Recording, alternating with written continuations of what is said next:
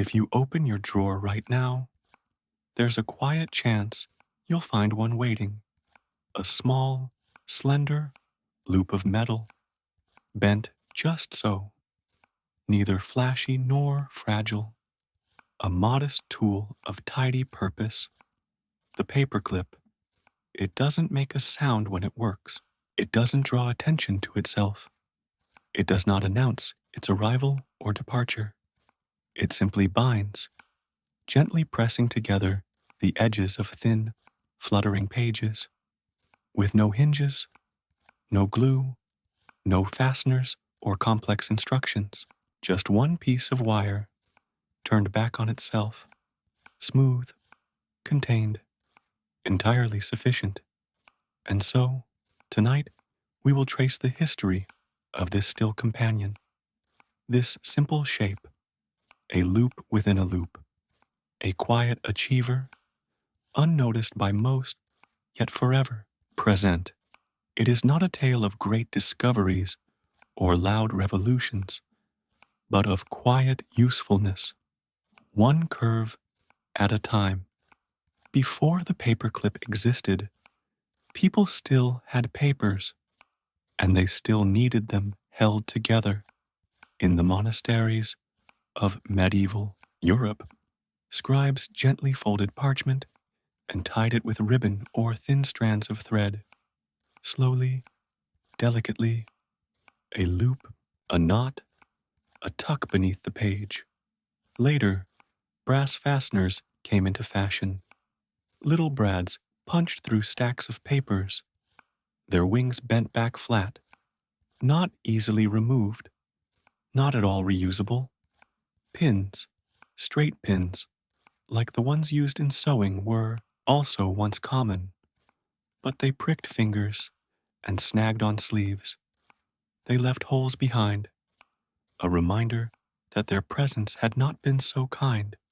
Wax seals adorned rolled scrolls, elegant, yes, but impractical for frequent access.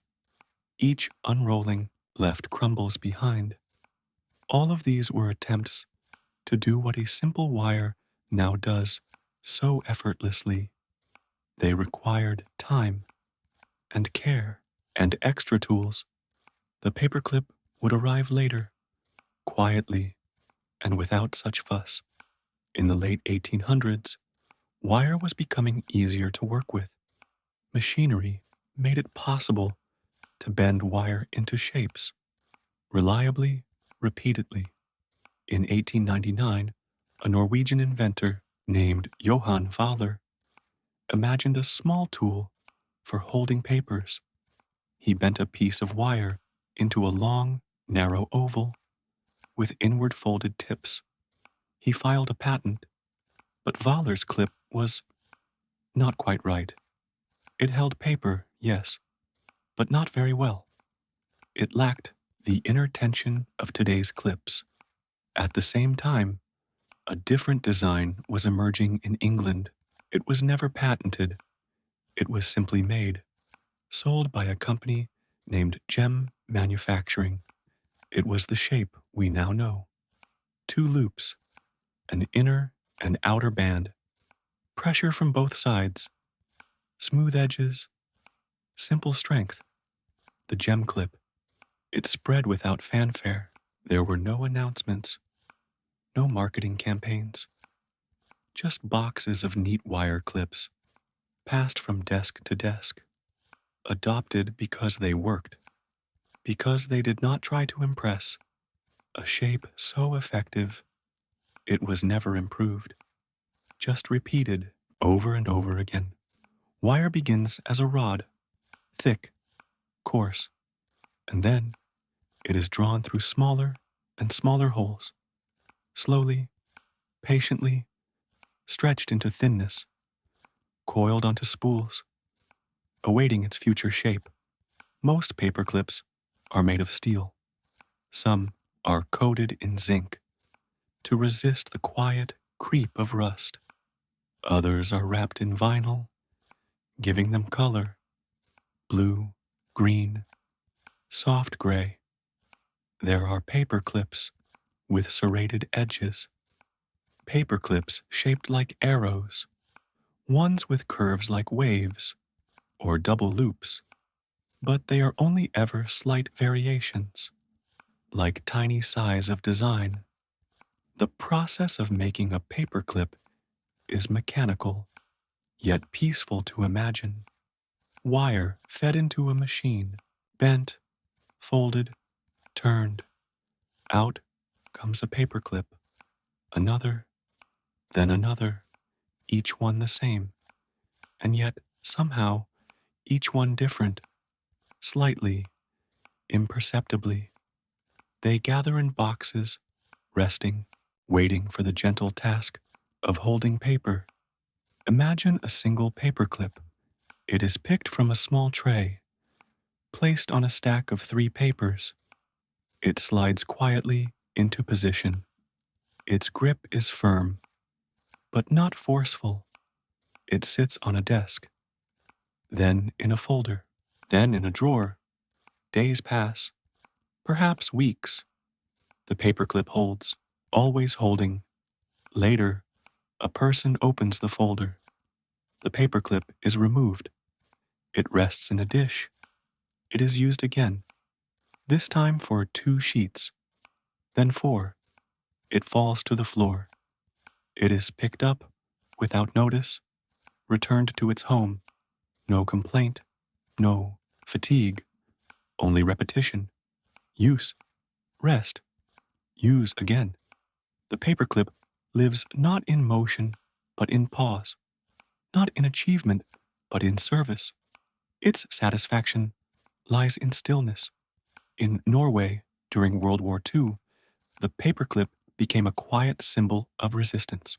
Citizens wore it on their lapels.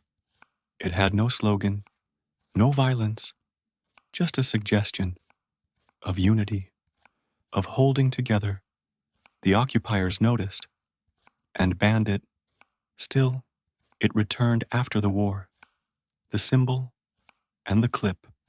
Elsewhere, the paperclip took on new meanings. A Canadian man in 2005 began with a red paperclip and traded it. Then again, then again. 13 trades later, he had a house.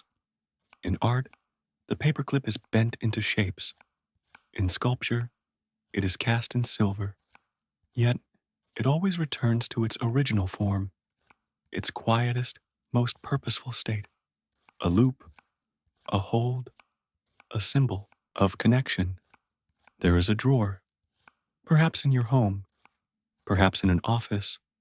You open it, and there they are, dozens, maybe hundreds, a tangle of soft wire, some new, some slightly bent, some rusted at the tips. Others still shine in the faint light. They do not call for use. They do not mind their weight. A patient pile, a metallic stillness. They lie among thumbtacks and broken pens, with lint, with paper scraps. Yet they endure, because a paperclip never breaks. It bends, and if bent too far, it simply becomes something else.